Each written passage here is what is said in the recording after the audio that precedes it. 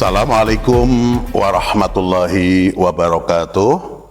Bismillahirrahmanirrahim. Alhamdulillahirabbil alamin wa bihi nasta'inu ala umurid dunya waddin.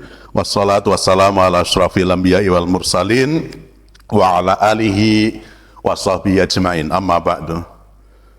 Puji syukur kehadirat Allah, salawat dan salam semoga senantiasa melimpah kepada junjungan kita Nabi Agung Muhammad Sallallahu Alaihi Wasallam. Bapak Ibu, saudara-saudara sekalian, mas-mas, mbak-mbak, semuanya saja,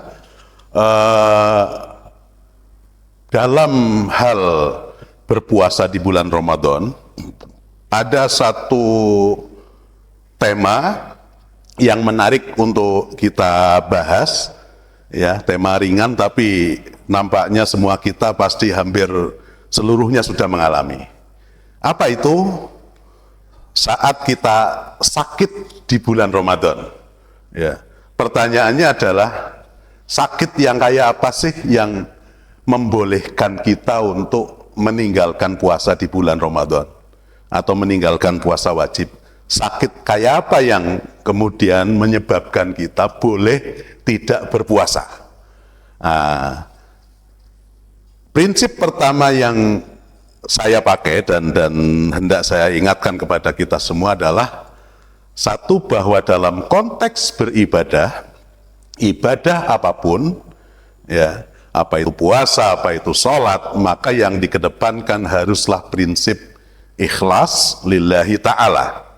Ikrar ini yang selalu kita gaungkan dalam talafuz niat kita di setiap peribadatan, lillahi ta'ala. Terutama nanti kaitan puasa dan sakit itu nanti ada hal-hal penting dalam hal ini.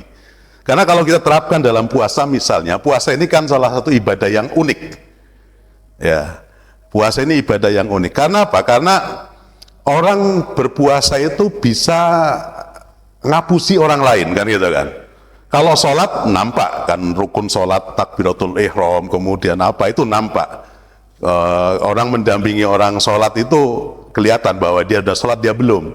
Tapi kalau puasa, ya sangat mungkin kemudian ya orang umpet-umpetan, ya, dan misalnya begini deh, ada satu orang, ya, bapak-bapak pulang dari kantor jam 2 siang, mungkin Pak Guru habis ngajar dari sekolah, dari kantor, pulang ke rumah, di rumah terus dia ngeluh, perutnya sakit lah, lapar apalah dan lain sebagainya.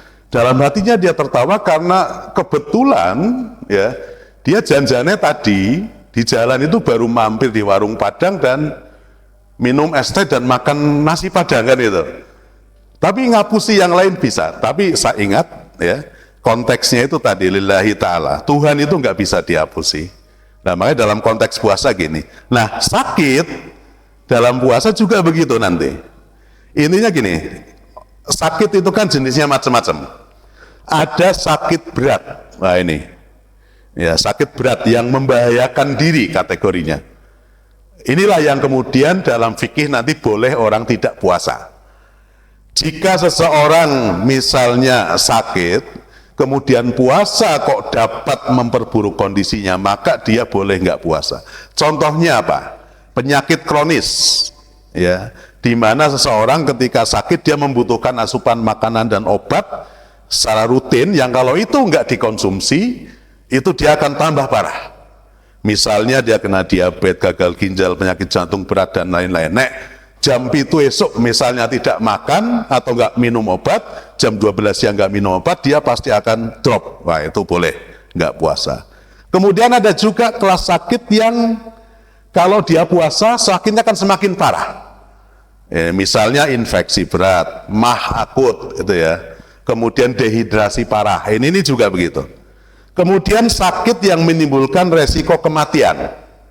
Nah, ini yang klaster sakit inilah yang disebutkan dalam Al-Qur'an, wa man kana maridon aw ala safarin fa iddatum min ayyamin ukhar. Sapa wong sing sakit, ya, maridon, kan itu kan. Iddatum min ayyamin, boleh dikodok di hari yang lain. Itu tipikal sakit yang pertama.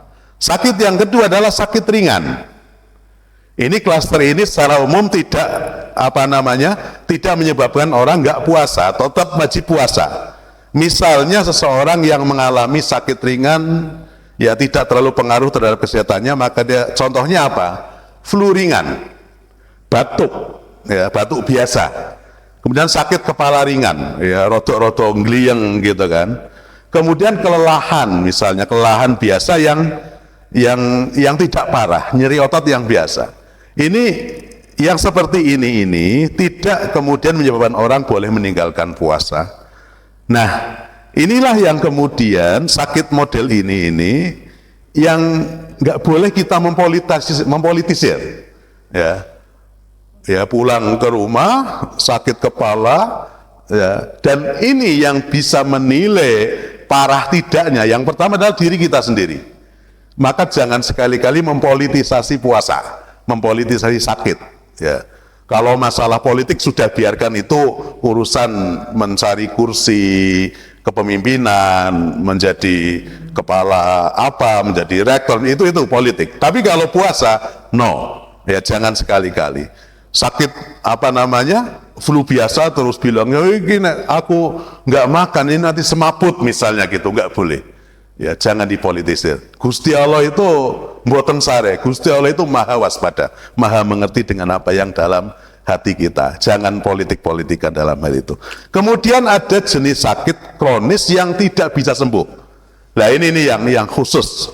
Ya orang tua yang sudah misalnya orang tua yang sudah nggak mampu puasa, kalau dia puasa dia akan sakit, atau orang punya penyakit, ya anak muda tapi penyakitnya gagal ginjal yang harus cuci darah terus menerus, yang seperti ini kok sudah tidak harapkan sembuhnya, maka dia boleh tidak puasa, bahkan juga kemudian dalam tanda kutip dia nggak puasa dan harus membayar fidyah seperti itu.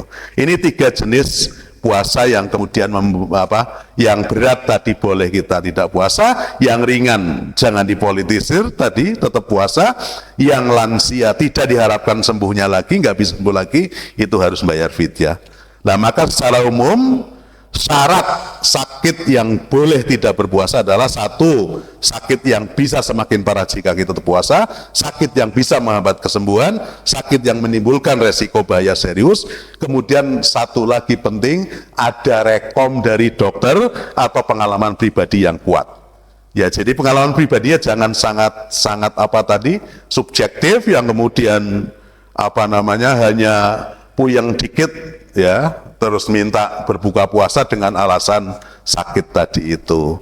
Intinya Bapak Ibu semua, bahwa Allah punya rukhsah yang kemudian boleh kita ambil, tapi jangan mainkan rukhsah itu menjadi hal-hal yang sifatnya tadi tendensius dan politis. Ya cukuplah kita berpolitik di urusan dunia, tapi kalau urusan ibadah tetap mukhlisan, ikhlas lillahi ta'ala. Wallahul muwaffiq ila aqwamit thoriq. Assalamualaikum warahmatullahi wabarakatuh.